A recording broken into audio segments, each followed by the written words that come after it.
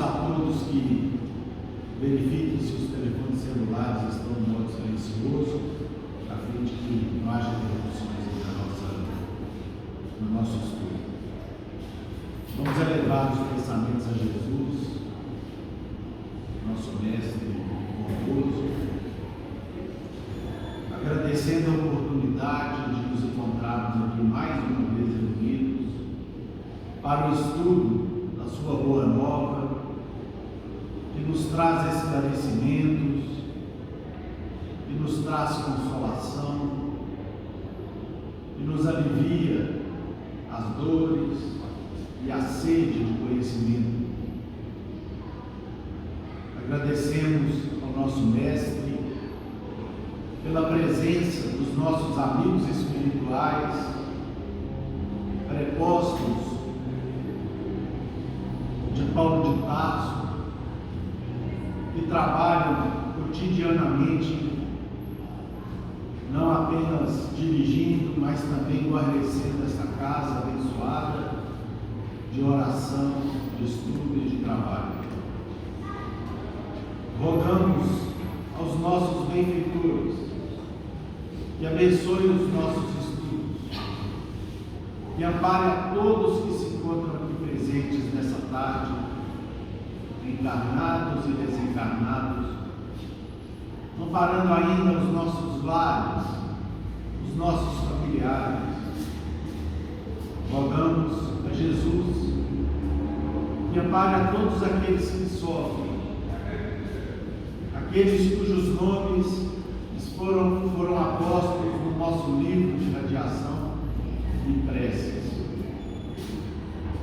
levando aos hospitais, aos presídios, às ruas, as bênçãos e a misericórdia que verte da bondade de Deus. Pai nosso que estais nos céus, santificado seja o vosso santo nome. Venha a nós o vosso reino, seja feita a vossa vontade, aqui na terra como em todo o universo.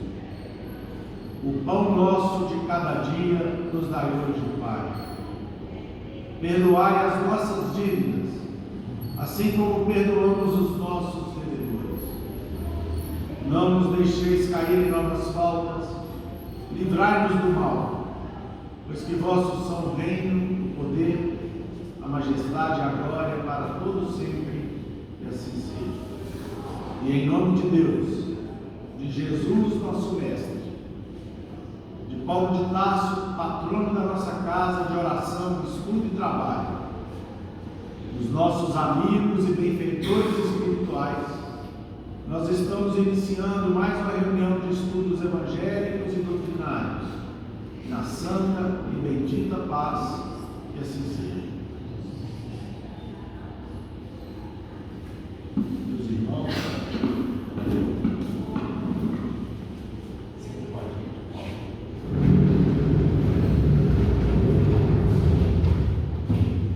nós vamos fazer a leitura, só acrescentar do capítulo 24 do Evangelho segundo o Espiritismo, os itens 1 e 2, ambos dos evangelistas Lucas e Mateus. Não ponhais a candeia debaixo do alqueire. Candeia sobre o alqueire, porque Jesus falava por palavras. Ninguém acende uma candeia, um lampião, para pô-la debaixo do alqueire. Põe-na, ao contrário, sobre o candeeiro, a fim de que ilumine a todos os que estão na casa. São palavras de Jesus, transcritas pelo evangelista Mateus, capítulo 5, versículo 15. Ninguém há que, depois de ter acendido uma candeia, a cubra com um vaso, ou a ponha debaixo da cama. Ponha sobre o candeeiro, a fim de que os que entrem vejam a luz, pois nada há secreto que não haja de ser descoberto, nem nada oculto, que não haja de ser conhecido e de aparecer publicamente. Também são ensinamentos de Jesus, agora registrados pelo evangelista Lucas, no capítulo 8, 16 e 17 do seu evangelho. Passamos a palavra para a Laurinha para iniciar os comentários da tarde.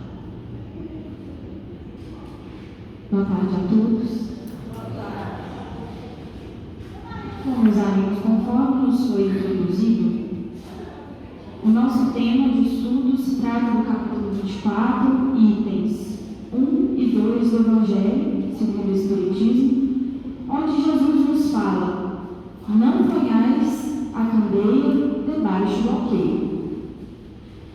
Para começarmos a entender a mensagem que Jesus nos deixou de forma alegórica, ou seja, simbólica, ilustrativa, figurativa, justamente para acompanhar a compreensão muitas vezes limitada das pessoas com quem ele convivia, a gente observa que ele usava de objetos como a candeia, como o alqueire, inerentes à sua época, para que fosse de melhor compreensão. Então vamos começar. A candeia, meus amigos, era como se fosse uma lamparina, uma lâmpada, uma espécie de lâmpada utilizada como fonte de luz, que era abastecida através de óleo para iluminar as casas e os ambientes na antiguidade. Já o alqueire, aqui da nossa parábola, era uma medida de grãos. E o recipiente usado para medir esses grãos funcionava como um cesto grande. Então, imaginemos um cesto, um recipiente como se fosse um cesto. Imaginemos assim, então, o alqueire. Ambos são objetos que há muito tempo já não fazem mais parte do nosso cotidiano, da nossa vida, né? Nós temos, por exemplo, a luz elétrica.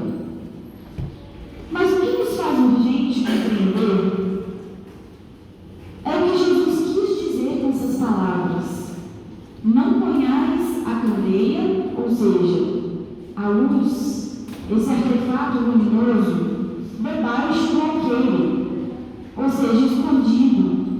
Não ponhais essa luz escondida, oculta, embaixo do recipiente, né? E ele fala ainda: ninguém acende uma candeia para pô-la embaixo do alqueire. Põe-na, ao contrário, sobre o candeeiro, no ponto mais alto do cômodo, a fim de que ilumine a todos que estão na casa.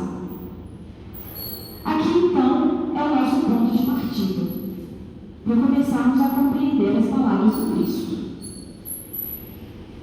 Meus irmãos, enquanto espíritas cristãos, nós temos que ter em mente o dever de sermos agentes transformadores do mundo.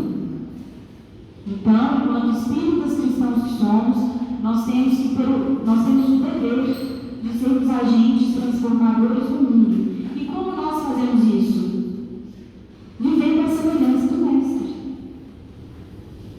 tentando cumprir esse apelo que o Cristo nos fez: brilhe a vossa luz. Ou seja, nós temos essa luz divina, que se chama Evangelho,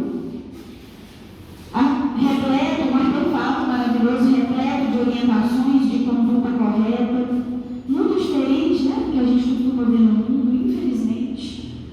E o que Jesus nos orienta? Passe adiante. Brilhe a vossa luz através do seu exemplo, através que seja da sua palavra. O mundo já está muito mergulhado em escuridão, que pode ser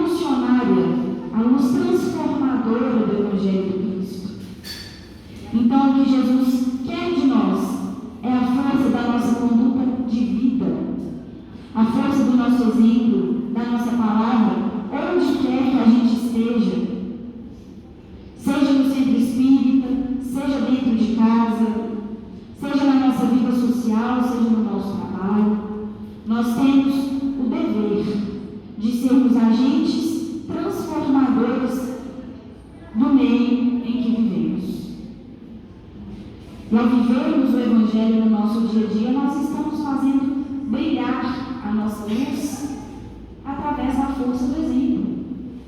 Viver o Evangelho é dar exemplo, é viver a semelhança do Cristo. Essa luz que ilumina a vida dos outros, né? Que ilumina os caminhos de quem está à nossa volta, a gente nem imagina, mas acabamos servindo de farol para tantas vidas. A gente nem imagina. Então, meus irmãos, brilhar, resplandecer a nossa luz, essencialmente e em primeiro lugar, através da força dos exemplos e do bem que nós somos capazes de executar. Esse é o ensinamento de Jesus. Para isso, nós temos o caminho. Para executar esse mistério, nós temos o caminho. Chama-se Evangelho, com todas as suas lições, com todas as suas parábolas, que foi resgatado e desenvolvido sob a luz da doutrina espírita, formando esse acervo coerente, perfeito de ideias, livres de qualquer possibilidade de contradição, livres de qualquer possibilidade de equívoco e que nunca deixarão de serem atuais, né? Porque as ideias do Cristo não fazem parte de qualquer compilado efêmero e completamente transitório de ideologias criadas pelo homem. As palavras de Jesus são muito além disso. Nós estamos falando do governador do mundo e não de uma autoridade da política que o homem desenvolveu aqui na Terra, né? Nós estamos falando de Jesus. Então, meus amigos, o caminho nós temos.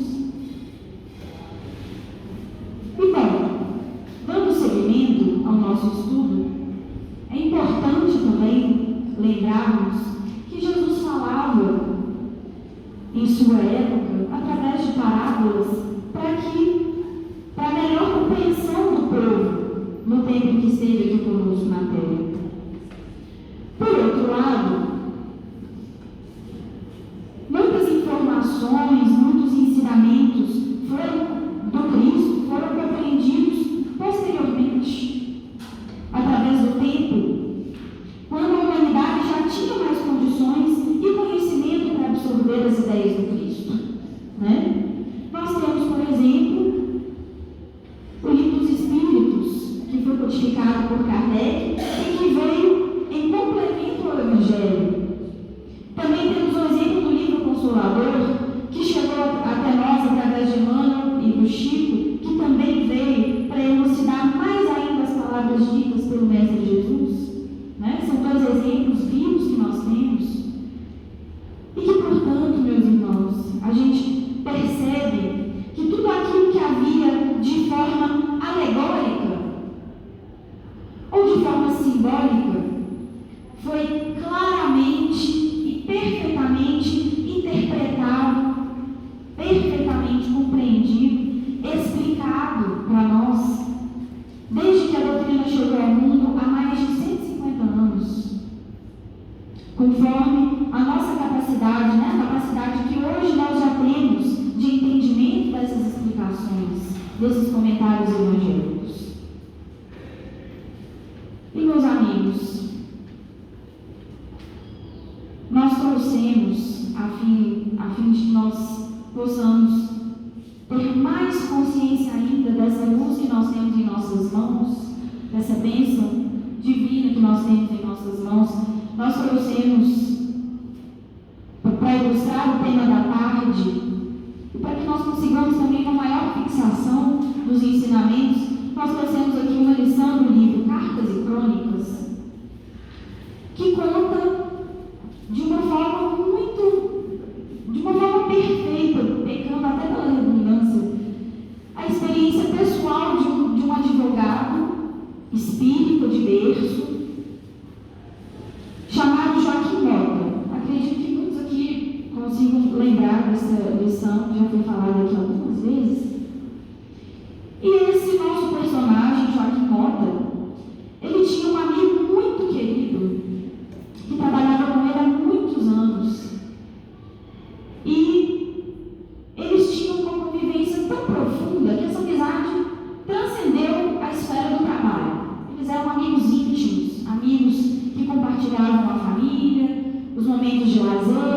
compartilhavam viagens. E nós vamos ver aqui que Joaquim Mota tinha uma opinião muito particular, digamos assim, no que diz respeito à religião. E vamos entender como afastar, como diferenciar, melhor dizendo, a disputa de assuntos religiosos, as discussões religiosas, do esclarecimento, do acolhimento religioso. Vamos aprender aqui de uma forma muito elucidativa como que nós conseguimos diferenciar uma briga de um esclarecimento. A lição é de número 12 do livro Cartas e Crônicas e chama-se Espiritismo e Divulgação. O excelente advogado Joaquim Mota, espírita de convicção desde a primeira mocidade, possuía ideias muito próprias acerca do pensamento religioso. Extremamente sensível, ou seja, tão pouco melindroso, julgava um erro horrível expor qualquer definição pessoal em matéria de fé. Religião, costumava dizer, isso é assunto exclusivo de consciência, e se fechava. Então, ele pensava assim, religião, cada um tem a sua, eu não me meto, eu não converso sobre isso, eu não falo sobre religião, ponto final. Na biblioteca frequentada aos amigos, aos amigos, descansava livros importantes e dourados, ou seja, clássicos, de escritores famosos e modernos em ciência e literatura. Porém, conservava os livros espíritas totalmente isolados em velho armário no seu quarto de dormir. Então, enquanto os clássicos, os livros de história, os livros de ciência, de literatura clássica ficavam expostos a todos os olhos, os livros espíritas ficavam no armário velho, no cantinho do seu quarto, onde ele dormia. Não agia assim, contudo, por maldade. Era, na essência, um homem sincero e respeitável, conquanto espírita à moda dele, sem a menor preocupação de divulgação ou de militância. Ele criava em torno dele uma espécie de ilha, isolada e cercada pelas correntes do comodismo. Encasquetava em sua cabeça o ponto de vista de que ninguém devia, a título algum, falar a outrem de princípios religiosos que abraçasse, e prosseguiu na sua vida, distanciando, repelindo qualquer convite que o induzisse à renovação. Então, todo e qualquer conhecimento espírita, religioso que ele obtinha, ele guardava para si, imprimindo dessa forma até o comodismo, não conversava sobre, e assim ele passou a vida dele.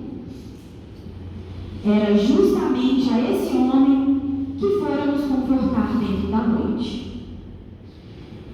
E aqui, meus irmãos, a gente faz uma pausa só para esclarecer que nesse ponto da história, nós entendemos que irmão X, o espírito que nos deixou esse relato, irmão X e um grupo de espíritos iluminados vieram em uma missão de auxílio e amparo a esse nosso personagem aqui da história, Joaquim Mota. Então esse homem, irmão X fala, justamente a esse homem que nós fomos confortar dentro da noite. Por quê? Mota vinha de perder a companhia de Licínio Fonseca, recentemente desencarnado, amigo que lhe partilhava 26 anos de serviço no foro. Então, Mota tinha acabado de perder um grande amigo, que é o amigo que nós tínhamos falado agora há pouco, que ele compartilhava a vida, não só a vida profissional, mas a sua vida íntima. Ambos amadurecidos na existência e na profissão, após os 60 anos de idade, eram associados invariáveis de trabalho e de luta, juntos sempre nos atos jurídicos, nos negócios, nos interesses, nas viagens, nas férias e nas excursões.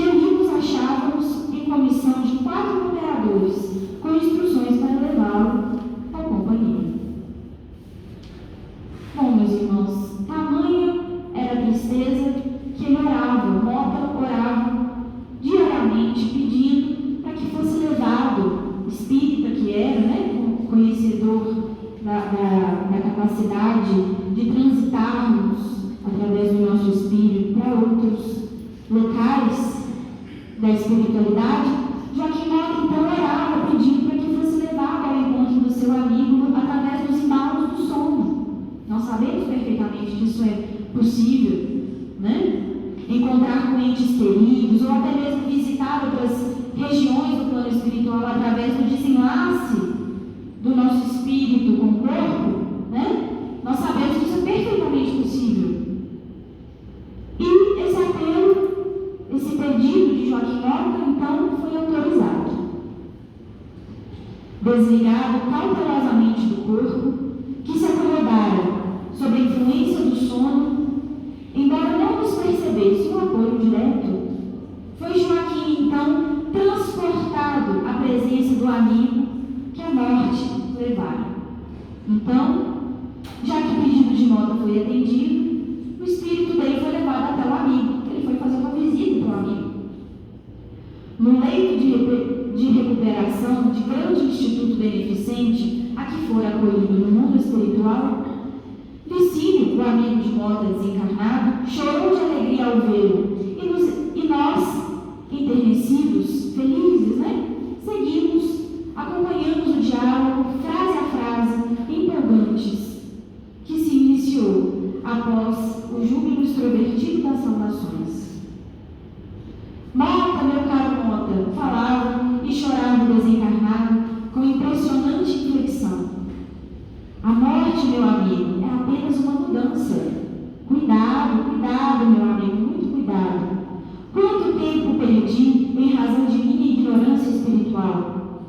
Saiba você que a vida continua.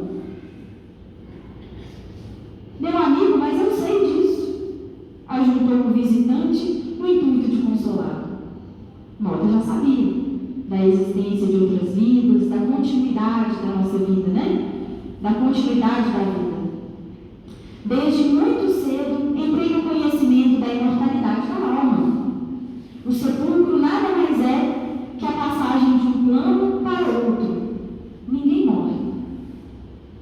Ah, você sabe então que o homem na terra é um espírito habitando provisoriamente uma máquina constituída de carne? Você sabe, Mota, que nós somos no mundo inquilinos do corpo? Indagou Licínio, positivamente aterrado. Sei sim, respondeu Mota. E você já foi informado, meu amigo, de que quando nascemos entre os homens, conduzimos ao berço as dívidas do passado com determinadas obrigações a cumprir? Perfeitamente. Muito jovem ainda, aceitei o ensinamento e a glória da reencarnação.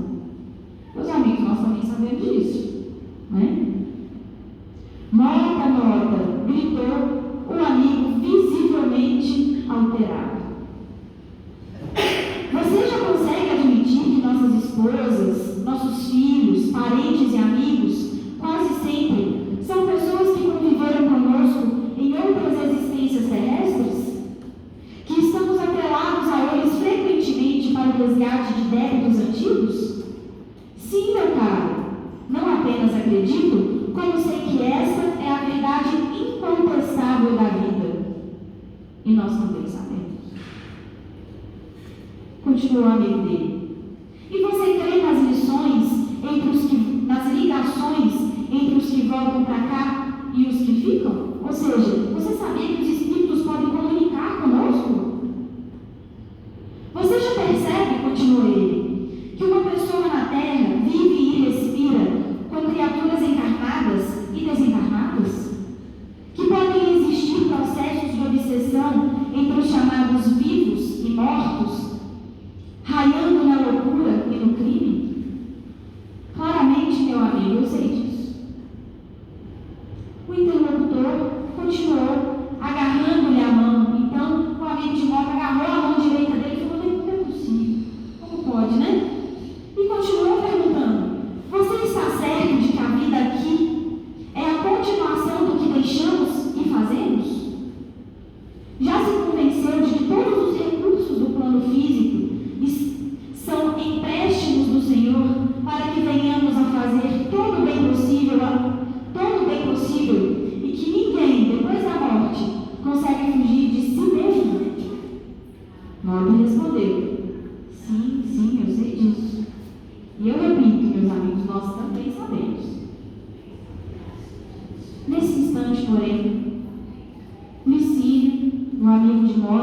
já desencarnado, enlouqueceu.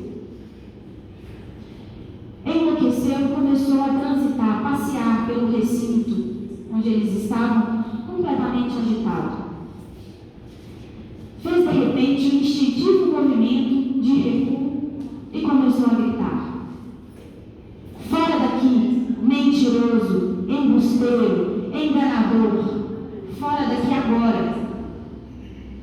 Mota, dolorosamente surpreendido, tentou então acalmá-lo.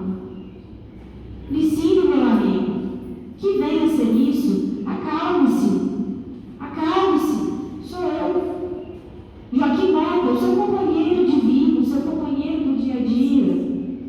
Vivemos tantos anos juntos, trabalhamos tantos anos juntos, se acalme. Nunca, seu mentiroso, mistificador. Se Joaquim conhecesse as realidades que você afirma conhecer, jamais me teria deixado no escuro e na ignorância. O meu amigo Joaquim é como eu, enganado nas sombras do mundo. Ele sempre foi o meu maior irmão. Nunca, e repetia, nunca permitiria que eu chegasse aqui mergulhado nas trevas. Mota, em prantos, tentava responder o amigo, tentava dialogar. Mas nesse momento, irmão X e a espiritualidade amiga que acompanhava tiveram então que interferir. Tamanho era o desequilíbrio que foi instaurado naquela sala.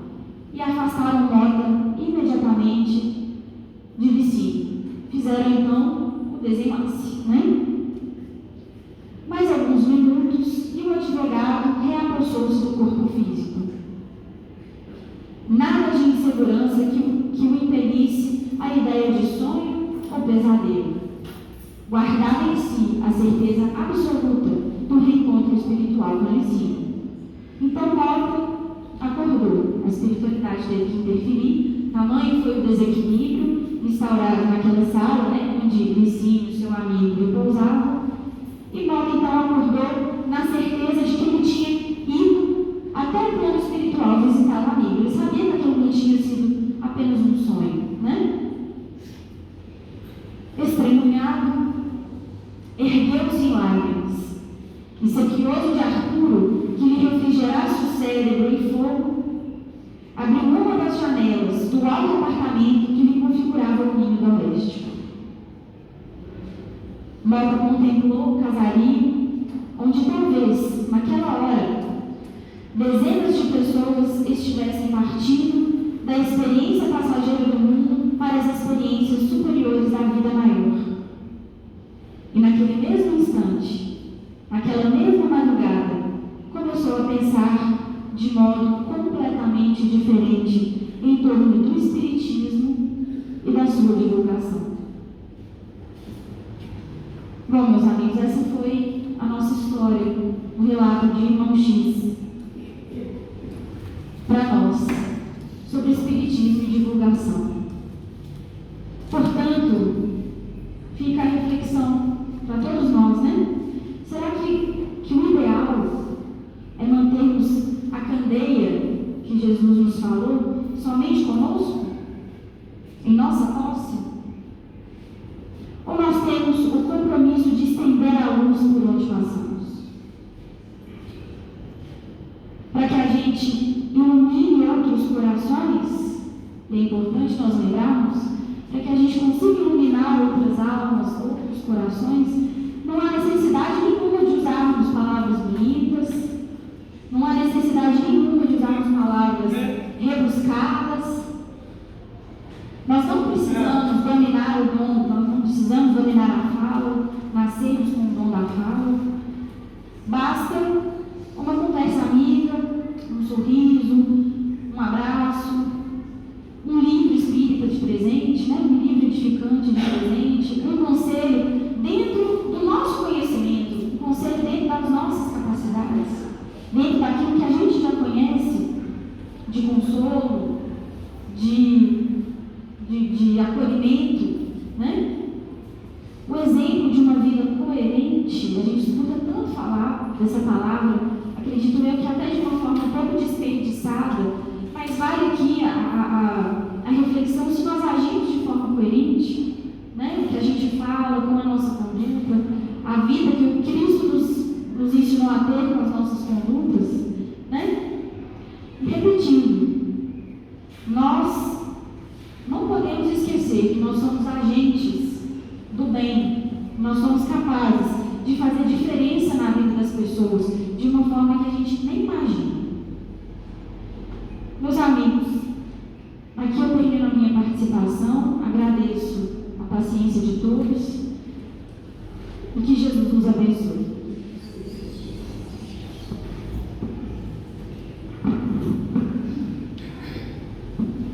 Meus caríssimos irmãos, minhas caríssimas irmãs, doutrina,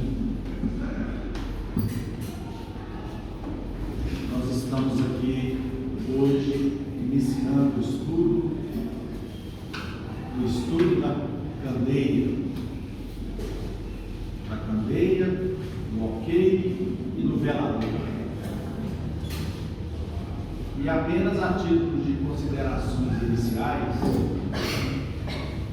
nessa tarde tão abençoada de verão, em que a chuva refresca a temperatura e não bastasse a oportunidade do estudo tão aprazível, tão maravilhoso que o Evangelho nos proporciona, além da companhia de todos aqui presentes e dos nossos amigos espirituais, dos nossos irmãos que se encontram aqui também presentes na espiritualidade, estudando conosco, nós observamos que os veladores, aqueles instrumentos que divulgam, que espargem a luz da candeia, do conhecimento e do esclarecimento, hoje se fazem presente em tempo real no mundo inteiro,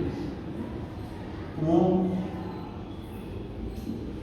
o progresso das comunicações que a humanidade observa de uns tempos para cá.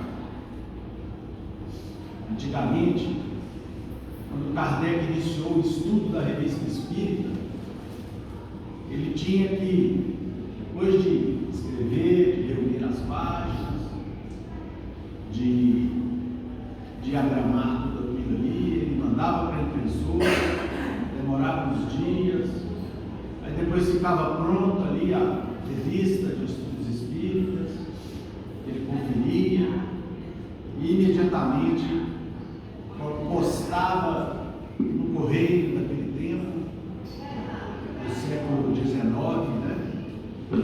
E aí depois de muito tempo a revista espírita chegava nos lugares onde ela era encaminhada e postada por Kardec. Quanto-nos Bezerra de Menezes, quando se tornou espírita, depois dos 60 anos de idade, que foi a partir do estudo da revista espírita, traduzida evidentemente por português, em parte por ele mesmo, por Bezerra, que era um espírito culto, uma criatura culta. A revista foi fundamental para que o espiritismo no Brasil fosse implantado e principalmente unificado, porque as sombras se movimentando a partir do mundo espiritual, influenciando mentes e consciências de pessoas que se diziam espíritas aqui na Terra, tentou dividir o movimento espírita nos chamados cientificistas, naqueles que eram considerados mais seguidores das questões de ordem religiosa, também conhecidos e divididos, nomeados naquele tempo por místicos. Tentou-se então cindir o movimento, separar o movimento espírita em dois. Foi quando entraram figuras lúcidas de emissários de Jesus, que auxiliaram o Dr. Bezerra de Menezes, que passou uma vida inteira dando exemplo de dignidade, de caridade, de bondade, uma vez que ele era médico de profissão e participou ativamente da vida pública, sendo eleito presidente da então Assembleia Imperial, que reunia também os poderes de governadoria da cidade do Rio de Janeiro, sede do Império naquela época, e em que ele pôde exercer a política com dignidade e com grandeza, deixando um vasto trabalho como marcas de uma administração inteligente e justa, até então que ele desembarca no Espiritismo. E aí, auxiliado pelos meios de divulgação, em especial as obras espíritas de Kardec, de Leon Denis e a Revista Espírita, ele consegue finalmente unir o movimento espírita em torno da Federação Espírita Brasileira, graças a um trabalho de divulgação e de estudos realizados a partir da Casa de Israel, mas fundamentalmente fulcrados, baseados no exemplo iluminado que aquela criatura, o verdadeiro discípulo de Jesus, trouxe para o movimento espírita no Brasil.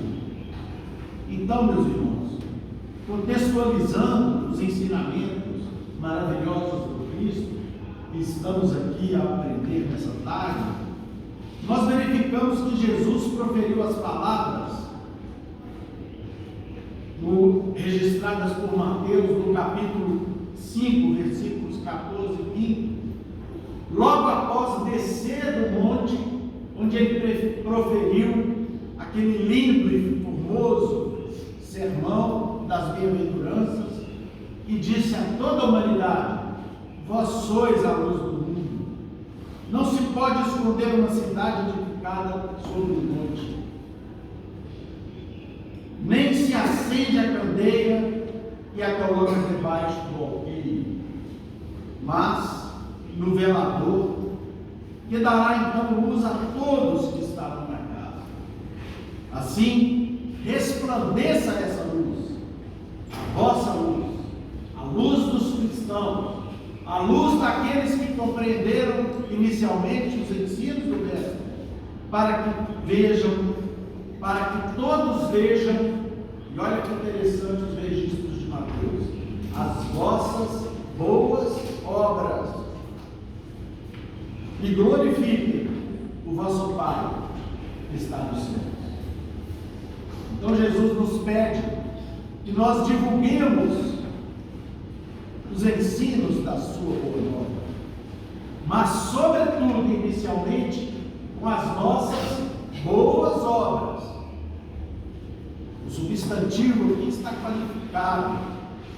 Nós temos que praticar obras, mas obras boas, que sigam de um exemplo de dignidade, de honestidade, em que haja absoluta sintonia entre o que nós cremos e aquilo que nós fazemos. E o Mestre, meus irmãos, dentro da sua missão superior, ele estabeleceu como governador do nosso ordem um planejamento perfeito que dizia respeito ao projeto de evolução e transformação do nosso mundo.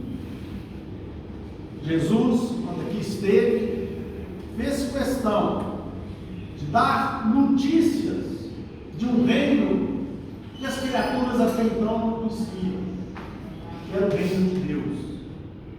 Porque até então os próprios judeus imaginavam que o reino de Deus estava estabelecido nas tribos de Judá, de que o reino de Deus se faria presente, dando força ao reino dos judeus aqui na terra. para que eles sobrepujassem as outras nações militarmente. O mestre então vem e fala de um reino diferente, um reino que não era aqui, que não estava estabelecido através dos padrões de convivência da humanidade.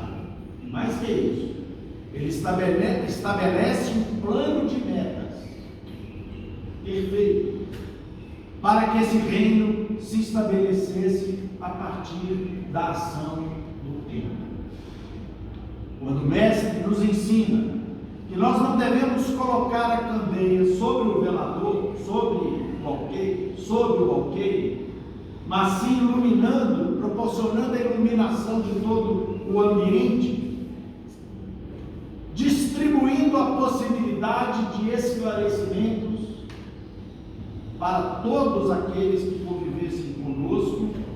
Ele traçava ali um programa de iluminação para o nosso planeta. E esse programa teve como planejamento inicial, bem como outras etapas posteriores, tudo organizado por Jesus com a mais absoluta perfeição. Começando no Evangelho de Mateus, aqui no capítulo 10, nós vamos encontrar, meus irmãos,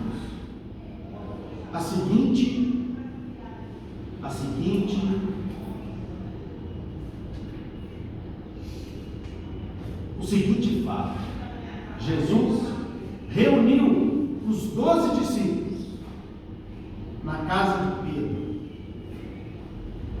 inclusive aquele que posteriormente o traiu, e enviou esses 12 discípulos, diz aqui Mateus no capítulo 10, versículo 5 do Novo Testamento, enviou esses 12 discípulos e lhes ordenou, dizendo: não ireis pelo caminho das gentes, nem entrareis na cidade dos samaritanos, mas ide antes as ovelhas perdidas da casa de Israel.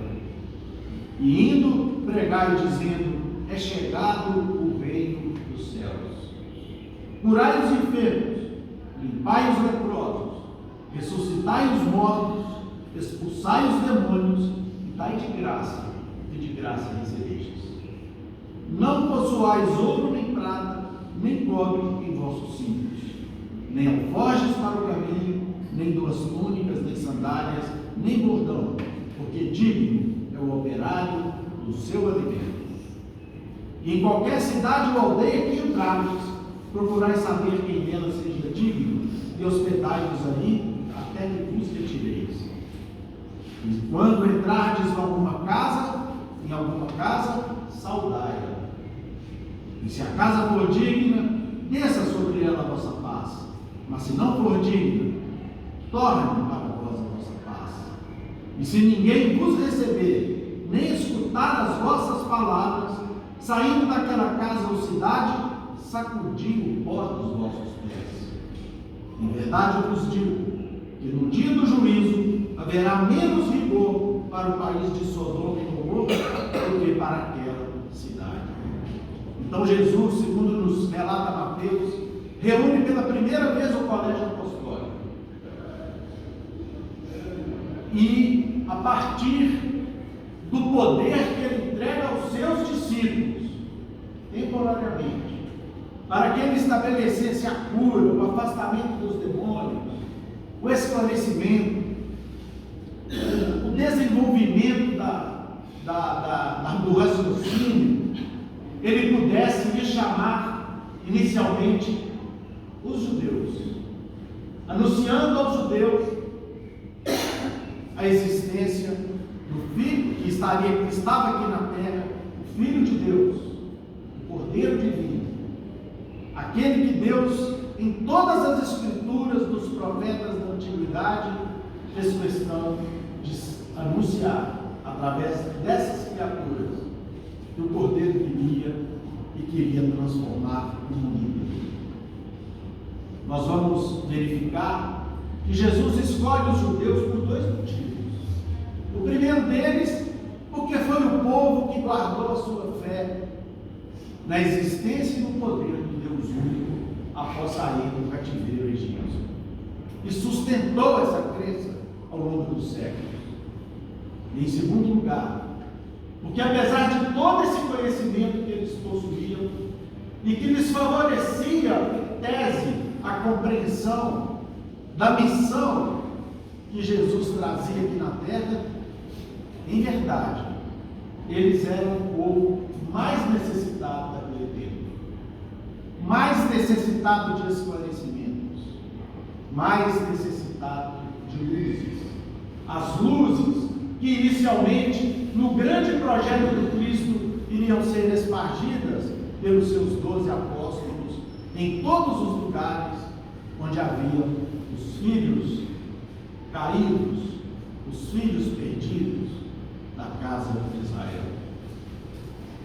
No Evangelho, então, meus irmãos, nós vamos ver o Mestre distribuir essas tarefas. E depois, Jesus inicia então a sua missão, depois que os discípulos retornaram, pregando e exemplificando a lei de amor, e exaltando sobretudo o poder de Deus, abraçando e consolando os aflitos, os necessitados, os doentes, os abandonados, advertindo os poderosos, os chamados cultos, porém maus, e anunciando o reino de Deus em todos os cantos por onde ele andou naquele tempo, ao longo dos 3 anos em que ele esteve na sua tarefa messiânica entre nós. E ele aproveita e anuncia na Santa Ceia, quando ele se despedia dos seus apóstolos, após cumprir a sua missão pessoalmente aqui na terra, ele anuncia que não daria um Consolador, que ficaria conosco para todo o tempo. E esse Consolador significava exatamente a sequência do planejamento do projeto de transformação e progresso do nosso planeta. Porém, antes, no segundo movimento, ainda no tempo em que ele esteve aqui, evidentemente um pouco depois de sua crucificação, ele faz um segundo movimento dentro desse planejamento. Porque se seus 12 apóstolos, diante da sua ordem, foram buscar os filhos perdidos da casa de Israel, e não ouviram o seu chamado, ele então vai à estrada de Damasco e convoca um doutor da lei, culto, porém fanático, mas que já tinha o seu coração trabalhado pelos sofrimentos que ele passara, mesmo sendo ainda tão jovem. E aí, ele convoca Paulo de Tarso. E Paulo de Tarso, então, depois de convertido, percorre todo o mundo conhecido, quase tudo, naquela época, levando a mensagem aos gentios, a todos aqueles que quisessem ouvir a mensagem superior do nosso Senhor Jesus. E ele vai então à Síria, ele vai à Antioquia, ele vai à Grécia, ele vai à Macedônia, ele vai a Roma, e funda em todos os lugares a igreja, ou as igrejas, que mantiveram acesa essa chama iluminativa que se espalhou para o mundo inteiro, levando o pensamento do Mestre para todos aqueles que tivessem olhos de ver e ouvidos de ouvir. Mas o Mestre não parou ali. Ele precisava cumprir a sua promessa a respeito do Consolador. E 18 séculos depois, ele encaminha um ex-druida, uma criatura que viveu nos séculos passados em regime de contemplação e fervor a Deus, que deu a sua própria vida nas fogueiras da Inquisição da Europa e reencarna na cidade de León, palco dos maiores sacrifícios aos cristãos do mundo. Morreram mais cristãos em León, na França, nas Gálias naquele tempo, do que na própria Roma. E essa informação nos é dada por Emmanuel, no livro Ave Cristo. E Allan Kardec, consciente das suas obrigações diante do Altíssimo, e após o fracasso de Napoleão Bonaparte em unificar a Europa em torno de um único ideal cristão, chega então aquele professor sábio, correto, de pensamento lógico e correto.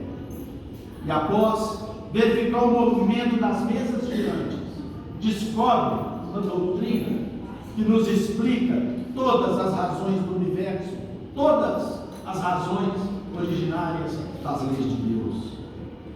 E nós vamos encontrar o Espiritismo revivendo o Evangelho de Jesus, meus irmãos, reacendendo como nunca aquele lume que agora estava exposto de uma maneira clara a toda a humanidade, num grande velador que eram as consciências humanas, e anunciando de maneira clara a realidade do mundo espiritual que o Mestre não pôde falar no tempo em que esteve aqui conosco. E como se não bastasse, por acréscimo de misericórdia, cumprindo pessoalmente aquilo que Ele nos pediu que fizéssemos, de acordo com os relatos do evangelista Mateus. Um acréscimo de misericórdia.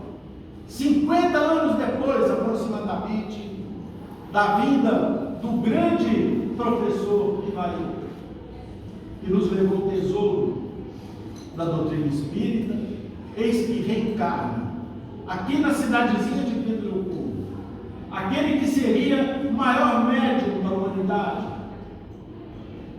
e auxiliado pelos mesmos espíritos que supervisionaram a obra de Kardec, ele então vem e nos lega uma biblioteca imensa, inteira de luzes, de bênçãos, de esclarecimentos, que haverão de ficar para toda a eternidade, iluminando como um luzeiro os ensinamentos imorredouros e insuperáveis que Jesus deixou para nós aqui na terra. Assim, meus irmãos, ninguém superou Jesus nesse grande, planejado e correto processo de iluminação do nosso planeta. E nós estamos inseridos nesse projeto. Nós vimos aqui a história do Mota e do Licínio. Mota, que conhecia a doutrina espírita, mas sob a suposição de cada um tem a liberdade de escolher a crença que deseja, escondeu um tesouro daquele que era o seu maior amigo, fazendo com que seu amigo sofresse no mundo espiritual por chegar lá numa situação de materialismo que não compreendia, que não conseguia compreender as verdades da continuidade da vida. Quantos não pensam assim?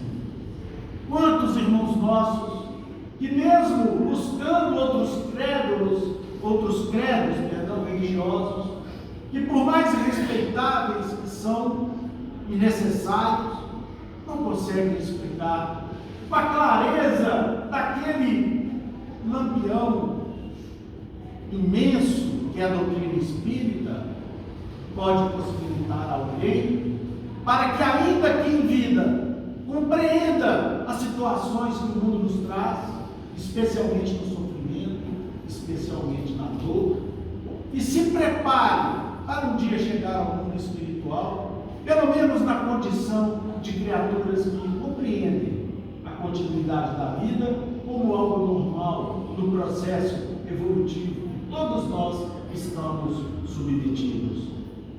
A nós espíritas cabe acender essa luz e colocá-la sobre o velador das nossas palavras, dos nossos pensamentos, das nossas atitudes. Hoje, meus irmãos, recomeça para a alegria de todos aqui na casa de Paulo de Tarso as aulas de Evangelho. Recomeçam os estudos infantos juvenis, que um dia fizeram parte da vida de muitos que frequentam aqui, como eu, como minha filha, até lá, e que nos enchiam de alegrias e de esclarecimentos. Portanto, a nossa tarefa como espíritas precisa começar dentro dos nossos lares, a partir da implantação do culto do Evangelho no lar, mas um culto feito de maneira a que nós abençoemos aquele momento, em que nós separemos aquele momento não como um hábito de rotina, mas como um momento especial dentro dos nossos lares, em que nós paramos tudo e oramos em família, reproduzindo aquilo que os cristãos antigos faziam nas catacumbas. Nós fazemos hoje, graças ao progresso do planeta, que foi vencendo etapas das liberdades coletivas e individuais e proporcionando o conhecimento e a prática religiosa a todos os países, em todos os países religiosos. Então o nosso lar precisa se transformar nesse museu, nesse grande velador, até para que nós possamos atrair a presença daqueles que nos amam e que já estão no mundo espiritual, velando por nós, iluminando os nossos caminhos, iluminando as nossas vidas. E o segundo ponto fundamental para nós espíritas é o nosso compromisso com os nossos filhos em matriculá-los nas escolas de evangelho. Nós não podemos sonegar aqueles que nós mais amamos, como o Mota fez aqui ao seu irmão, amigo querido. Nós jamais poderemos fazer isso com os nossos filhos, sobre qualquer alegação. Não deixe que teus filhos escolham a sua profissão no futuro. Isso é um crime. Permitimos isso. Os nossos filhos são compromissos que um dia nós pedimos e que nos foram entregues por Deus, para que nós pudéssemos auxiliar no processo de formação de suas personalidades espirituais. Ora, sendo espíritas, como que nós negamos a eles essas luzes que já bafejam o nosso político? As escolas de evangelho, o dia que forem compreendidas pelos espíritas na sua totalidade, contribuirão, meus irmãos, minhas irmãs, ainda mais para o processo de transformação do planeta. Porque eu sei, digo isso por mim, pelas tendências que trouxe, que tinha e que ainda tem, que não fosse culto do Evangelho no lar e as escolas de Evangelho aqui todos os sábados, com certeza, eu já teria perdido a minha existência mais uma vez. Então, meus queridos irmãos, reflitamos nisso, com a seriedade que o assunto nos impõe. E para terminar, nós gostaríamos de levar o nosso pleito de gratidão a duas personalidades absolutamente relacionadas com essa casa, que há quase 100 anos existe, exaltando o nosso Pai Criador e o nosso Cristo abençoado, que nos possibilita a compreensão da sua boa nova, para que nós nos libertemos das trevas, que é a figura de Paulo de Tarso, o patrono dessa casa, cujos prepostos estão aqui hoje conosco, e a nossa inesquecível irmã Cipriana. Paulo de Tarso acendeu a luz para o mundo inteiro, levou o velador do Evangelho para o mundo todo conhecido. Já a irmã Cipriana, uma ceareira do Cristo, que poderia hoje habitar os lugares mais elevados da espiritualidade, mas faz questão, por um projeto pessoal de bondade e caridade, de levar até as regiões mais necessitadas que existem no centro do planeta Terra as luzes, a iluminação do Evangelho de Jesus para aquelas ovelhas perdidas que Jesus um dia pediu aos seus apóstolos que fossem buscar. E agradecendo essas duas criaturas, nós pedimos muito a Jesus que permaneça nos dando forças para que consigamos manter o velador do Evangelho aceso sobre essa instituição, que tem sido o porto seguro para muitas almas encarnadas que aqui buscam, que para que venham em busca daquele Consolador que Jesus um dia nos prometeu. Para encerrar a minha locução, para apagar as velas da minha participação, eu trago aqui uma pequena situação que está na primeira página do livro Cartas e Crônicas, do quinto evangelista, como sempre falo, de Jesus, que é o nosso irmão Jesus. Chama-se Missão nas Trevas. No vale das trevas delirava uma legião de espíritos infelizes. Rixas, obscenidades, acusações, defeitos. Planejavam-se ali assaltos, organizavam-se ali crimes. Um espírito benfeitor, então, penetra aquela caverna, apaziguando e abençoando a todos os espíritos malfeitores que estavam presentes. Aqui, ele abraçava o desventurado, apartando do bando, de modo a entregá-lo mais tarde à equipe socorrista. Mais adiante, aliviava com suave magnetismo a cabeça atormentada de entidades, de espíritos em desvario. O serviço assistencial seguia muito difícil, quando, enfurecido o mandante da crueldade, ao descobrir aquele benfeitor ali presente, se aquietou em súbita calmia e, impondo respeitosa serenidade à chusma, ou seja, aquela grande quantidade de loucos, apontou-lhe ali e declinou-lhe a nobre condição e determinou que os companheiros rebelados se acalmassem, deixando livre a passagem daquele que ele reconhecia como missionário do bem. Conhece-nos? Interrogou o benfeitor recém-chegado, entre espantado e agradecido. Sim, disse o rude empreiteiro das sombras, eu era um doente na terra, e curaste o meu corpo que a moléstia desfigurava. Lembro-me perfeitamente do teu cuidado ao lavar-me as feridas. Os circunstantes, os presentes ali, entraram na conversação de improviso, e um deles, de cara ruim, de dura cara tônica, apontou o visitador e clamou para o amigo: que mais te fez esse homem no mundo para que sejamos assim forçados a tanta deferência com ele? Deu-me teto e deu-me agasalho. Outro perguntou: daí, o que mais?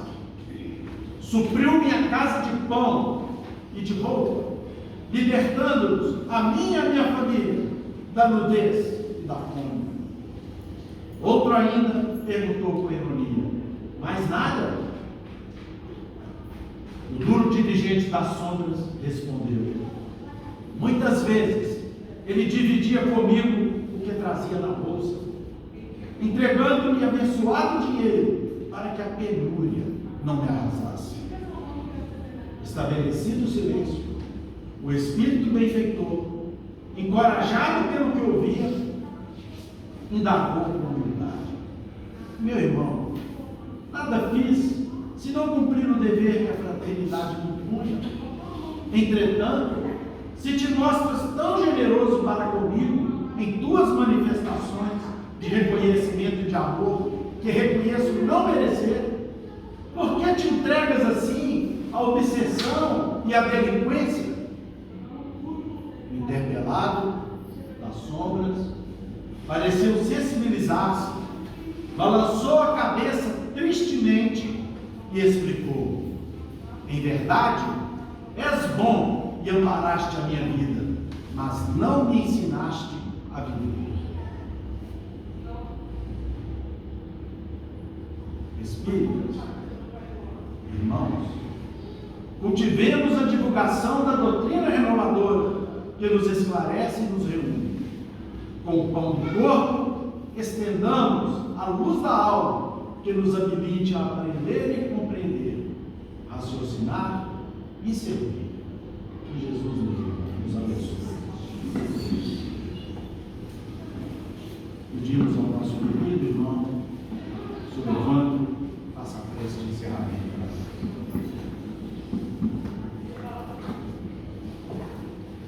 Querido Mestre Jesus, essa tarde o Consolador prometido por vós, a doutrina espírita,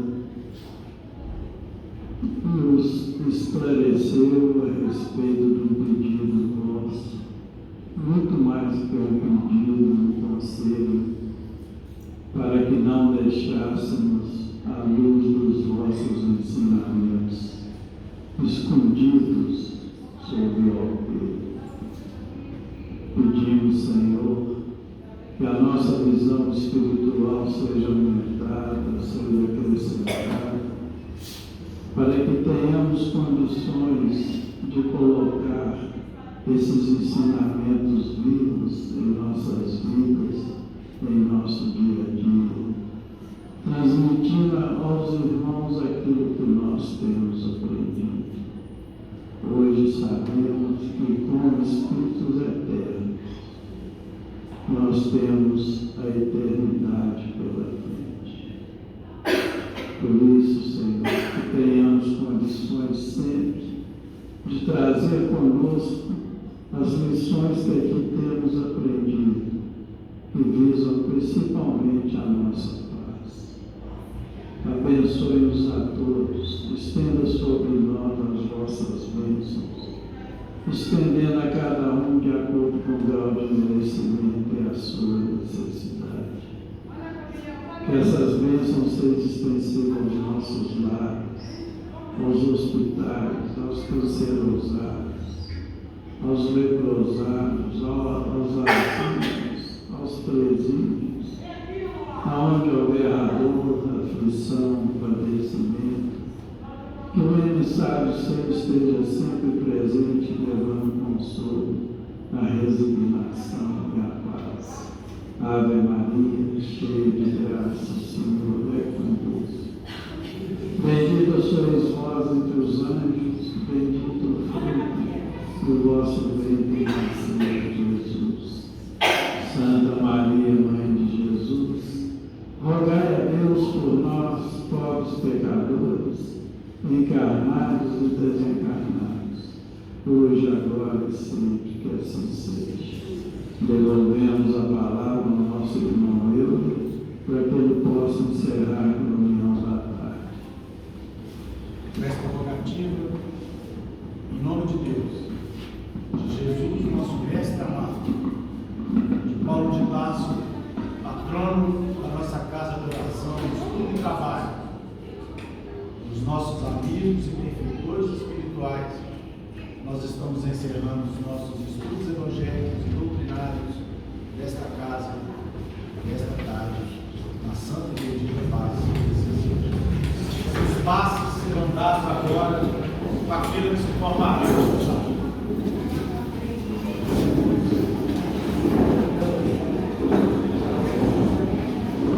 Aqueles que desejarem ficha de médico podem aguardar sentados nos